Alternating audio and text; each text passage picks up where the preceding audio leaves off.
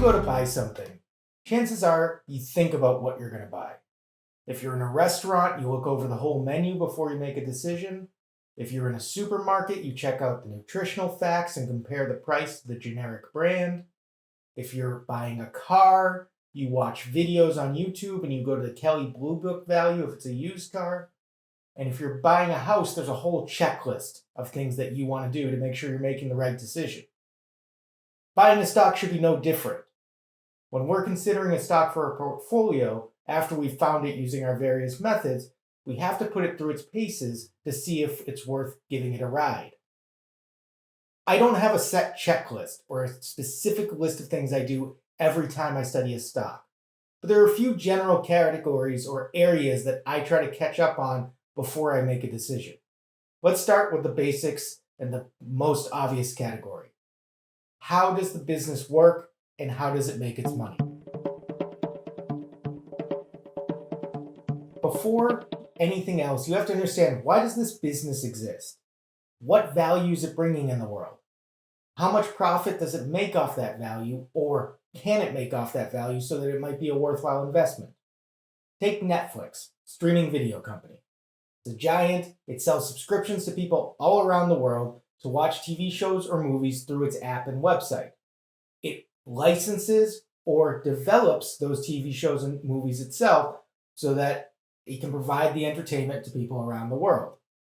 That's the basics of its model. Within that model, it raises a lot of questions. Are there any people left who don't sign up for Netflix already? How many more subscribers can Netflix add? How well does Netflix do with keeping its subscribers? How many of them churn off every month or every year?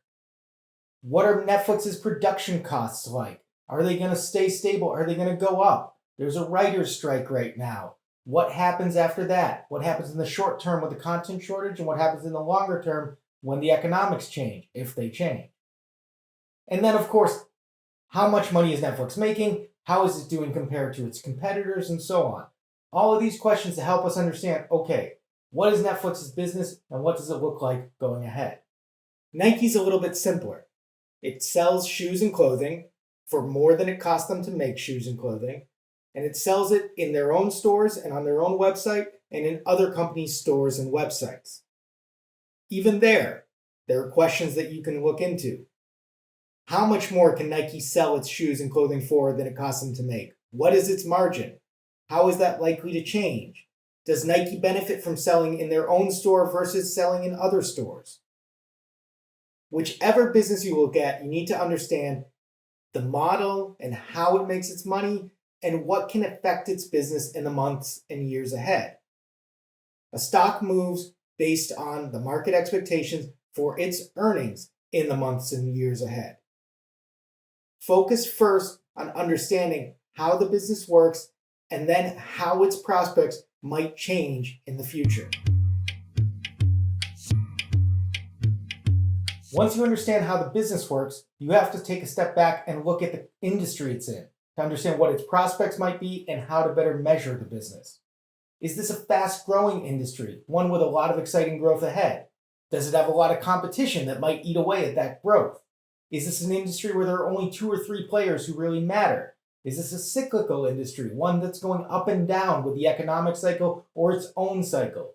Is this a slow-growing or even dying industry where you're just trying to milk cash cows to get your money back and a little bit more?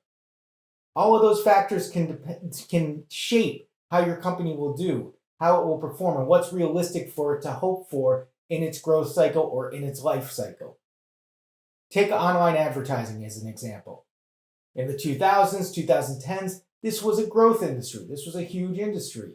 All of the advertising dollars that used to be on newspapers and TV started moving over to digital.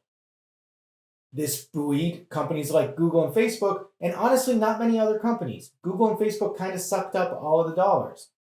They did really well, and when you were measuring them in the 2010s, it was mostly about, can they fend off competition? How fast are they going to grow? How profitable are they going to become? And how much can they then expand to other business lines?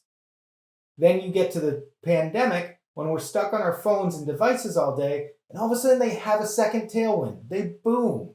Meta Platforms, Facebook's parent, grows 37% in 2021.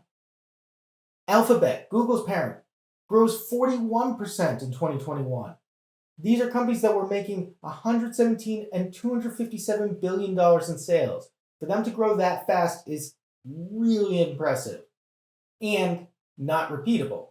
The next year, they both slowed down tremendously. Meta Platforms actually declined in sales in 2022, and Alphabet rose in sales less than 10% and is expected to grow even slower this year. All of that is just to say that the context matters and will help you understand how to measure the company. If you just zeroed in on one of those companies, you might miss the forest for the trees. You might be thinking, oh, this is amazing. Look at what a great company Alphabet is, without thinking, oh, wait a second. What else is happening? How sustainable is this? How might this change in 2022? So that context is vital, and that's why you need to think about the industry. Building on both of these topics, the basics of the business and then the industry, we have to understand where the company fits in within its industry. How strong is its competitive position? Or to use a popular business term, how wide is its moat? A moat is something you see around a castle, the little stream of water around the castle to protect the castle from invaders, or to buy the people inside the castle time to pelt the invaders with hot molten liquid, or with arrows, or with whatever. A business moat is similar. It's what protects a business from its competitors. What allows it to maintain its lead? Is it a patent? Is it a secret sauce? Is it that they're so big that it's just hard to catch up with them? Whatever it is, that's what a business is looking for, a way to protect their strength so that they can continue to grow in the future. Let's look at each of the businesses we've talked about to try to break down their moats. In Alphabet's case, it's pretty obvious. Google search is arguably the greatest moat for a business in history. I'm not the one who's argued that, but people have argued that. Now, what's interesting right now is that moat is being threatened by ChatGPT, so we'll see how that plays out. Nevertheless, Googling is a verb and it's a powerful moat, and YouTube is also a dominant business. So Google has a pretty strong moat in a few areas. Meta also has a pretty strong moat. Even if Facebook is just a place for older folks and crazy people and maybe both, Meta still owns WhatsApp, which is a major messaging platform around the world, Instagram, which is still one of the leading social media networks, and who knows, maybe their VR stuff will finally pay off someday. I don't know. Netflix's moat would seem to be the thinnest of all of these. There are so many channels that are streaming now, whether it's Disney, whether it's HBO, whether it's Paramount Plus, Peacock, whatever. How can Netflix stand out?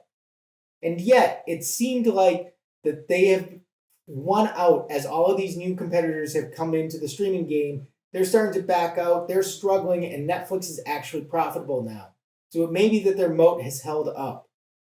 We'll see, but Netflix's moat has really gone through a test and has seemed to come out the other side. Lastly, Nike. Nike has resonated with generations of sports fans and of people well beyond the sports world.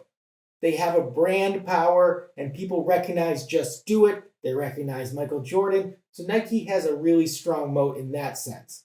How much it translates to their business and how long it will endure is to be determined.